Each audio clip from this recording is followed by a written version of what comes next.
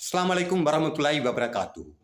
ஈரான்ல தற்போது நடந்து கொண்டிருக்கிற இந்த போராட்டத்தின் மூலம் ஈரான்ல கொண்டு ஒரு ஆட்சி மாற்றம் ஒன்றை கொண்டு வரணும் என்று சொல்லிய ரீதியில் அமெரிக்கா மற்றும் இஸ்ரவேல்ட கொண்டு சதிகள் இந்த போராட்டத்தை கொண்டு பின்னால இருச்சியை தான் கொண்டு இன்னைக்கு பிரதான கொண்டு செய்திகளாக உலகளாவிய ரீதியில் வந்த வண்ணம் இருக்கிறது.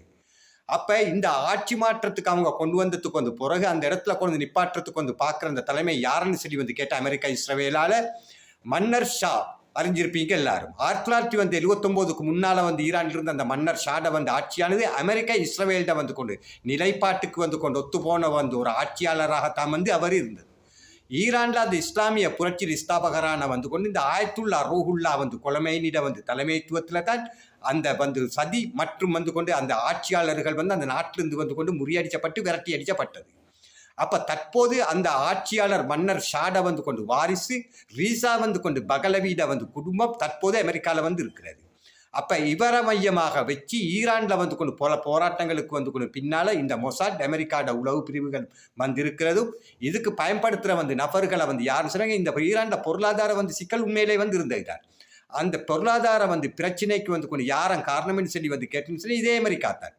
40 வருடத்துக்கு மேலாக ஈரான்ல இருக்கிற அந்த பொருளாதார கொண்டு பிரச்சனையை தீக்காம ஒவ்வொரு நாளும் ஒவ்வொரு கொண்டு நேரத்துகள்லேயும் கொண்டு ஈரானுக்கு பல பொருளாதார தடைகளை 40 வருடத்துக்கு மேலாக வீச்சு இன்றைக்கு அந்த மக்கள்கிட்ட இந்த நிலைமைக்கு கூட அமெரிக்கா தான் காரணம். ஆனா இப்ப எப்படின்னு சொல்லியது ஈரான் அரசு சரியில்லை, ஈரான் அரசுக்கு எதிரான கொண்டு ஆர்ப்பாட்டங்களை நடத்துறதுக்கு கொண்டு செல்லியும் அதே நேரத்தில் இந்த ரீசா கொண்டு பகலவிய கொண்டு இந்த அமெரிக்கா இயக்குறதும் பின்னால் இருக்கிற இந்த சதிக்கு பின்னால குர்து சீனா கொண்டு மக்களும் இந்த அமைதியான முறையில கொண்டு நடத்தப்பட்ட போராட்டத்துக்குள்ள குர்து சீனா மக்கள் இணைஞ்சதும் PJAK கொண்டு இந்த பயங்கரவாத இந்த இயக்கங்கள் இணைந்ததும் ISIS தீவிரவாத இயக்கங்கள் கொண்டு ஊடாக ஈரான்ல கொண்டு இந்த கொண்டு அமைதி போராட்டங்களை கொண்டு வன்முறை போராட்டங்களா மாத்தினத்துல பங்கு இந்த கொண்டு இயக்கங்களை சார்ந்து இருக்கிற இதை பயன்படுத்தி இது பின்னால் இருந்து கொண்டு அமெரிக்கா மற்றும் இஸ்ரவேலிய மொசாட் உளவு பிரிவுகளால.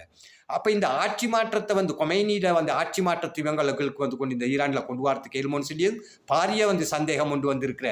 ஏண்டா நேற்று முன்தினம் கொண்டு மொசாடால இஸ்ரவேலிய கவர்மெண்ட்டுக்கு கொடுக்கப்பட்ட அந்த அறிக்கையின் பிரகாரம் இந்த ஆர்ப்பாட்டங்களை வச்சு ஈரானுக்குள்ள கொண்டு கொமைனியிட கொண்டு தலைமைத்துவத்துக்கு எந்த பாதிப்பும் கொண்டு வர போறலேன்னு சொல்லிய ஸ்டேட்மெண்ட்டை இஸ்ரவேலிய அந்த கொண்டு மொசாட் கொண்டு அந்த உளவு பிரிவு அந்த கவர்மெண்ட்டுக்கு கொடுத்துருக்குறேன்.